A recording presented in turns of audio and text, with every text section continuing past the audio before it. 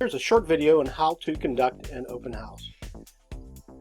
Step 1. The day before, go around to the neighborhood and pass out flyers showing when and where the open house is going to be held. And when you hand them out, if the owner meets you at the door, simply say, "Hi, we're holding an open house. If you have friends or family who might want to live closer to you, please stop by and look at the property." 2. Second thing to remember is signage. Make sure that you have open house signs that will lead directly to your property. Otherwise, you'll be sitting there all alone for a long day. Number 3. Third thing, make sure that you print plenty of flyers to hand out during the open house for visitors. The flyers can come straight off the MLS, but you're going to use the public report. For a low-priced property, make sure you have plenty. Make sure you print probably at least 50 of them, and preferably do them in color. That way it's more attractive to people who are coming through. Step 4. The fourth thing is read that handout that you're going to give everybody else and make sure that you walk through the property and check everything that's on that flyer. Look at the washer, dryer, refrigerator. If that's listed in the MLS as being included, you might want to take a look and see what the brand is. So if someone asks you, you can tell them. And you can assure them that since it's listed in the MLS, it is staying.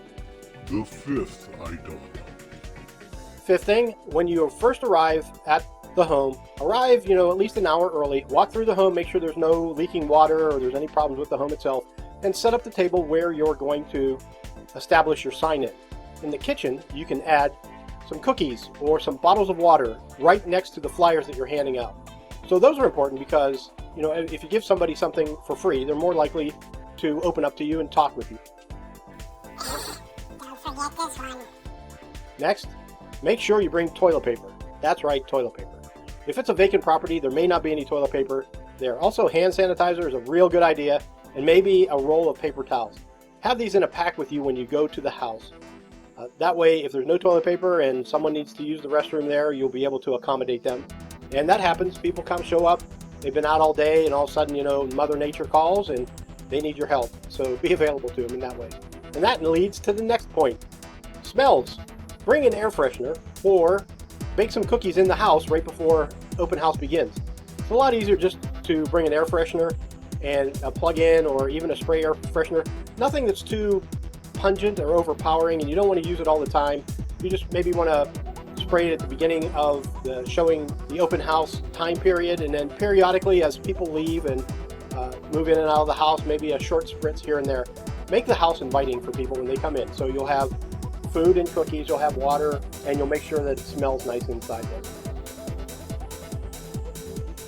When you're setting up, make sure you have your sign-in sheets available. Put them by the cookies and the water, and when people first walk in, walk them right over to the table and let them know, hey, the owner has asked that we have everybody sign in, and you understand that during the time of COVID, in case we have some type of exposure, we really need to be able to reach you and let you know.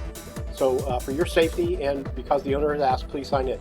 If someone pushes back on you and says, I don't want to sign in, then look at them and say, sir or ma'am, if you hired me to sell your house and you asked me to have everybody sign in, would you want me to honor that request, that direction from you?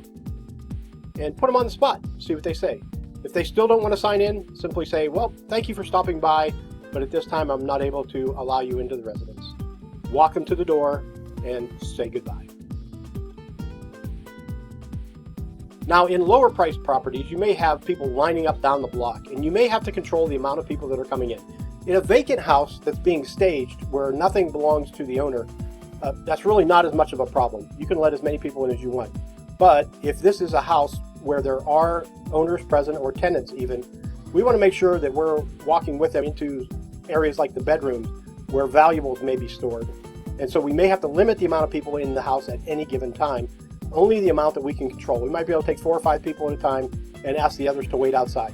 And during the summer in Phoenix, that's tough to do, but you just ask them to wait in their cars, and when the current group leaves, to come on up to the doorway and we'll let them in to take a look at the house.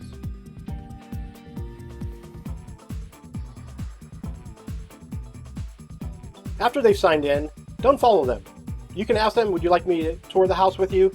But mostly just let them go on their own. And the reason for that is they want to talk amongst themselves privately about what they like and don't like about the house. Numero 11. After they sign in, say, well, you're free to walk around, take a look at the home, but before you leave, I have a couple of questions for you, so if you would please stop back and talk to me. And those questions are going to be 3. What was the thing you liked least about the house?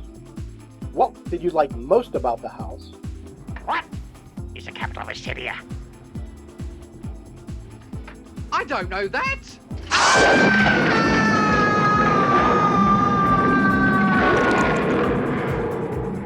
And are you considering making an offer on the house? That last question leads into a further number of questions. If they say yes, they are, then you can ask them, do you currently have representation, or can I help you write the offer for this property? And at that point, you may have a client because they were out walking, riding around looking at open houses, but they really didn't think about whether they were going to buy or not. They weren't really serious until they saw this house. So now they don't have an agent. You're there, and you can provide them the card. You can let them know that you don't represent the owner of the house, and you are not the listing agent, and so you are not tied to the owner. Finally! Another thing you can do is have music playing in the background. If you have an iPhone or an iPod, you can set it up somewhere near the cookies. Make it something pleasant, lounge music, or slow classical music, or even some pop music. You can put some more of the pop music that is that anybody can listen to. Nothing offensive. Definitely don't want to put my kind of music on there. I don't think people would like to listen to Five Finger Death Punch while they're walking through a home, or Metallica, or Foo Fighters, maybe Foo Fighters. But something, maybe 1970s rock, classic rock, that you can find on Spotify. Just leave that playing in the background, not too loud, not so it's drowning people out, just a little background music. So I hope these tips are helpful for you. If you have any questions, please let me know.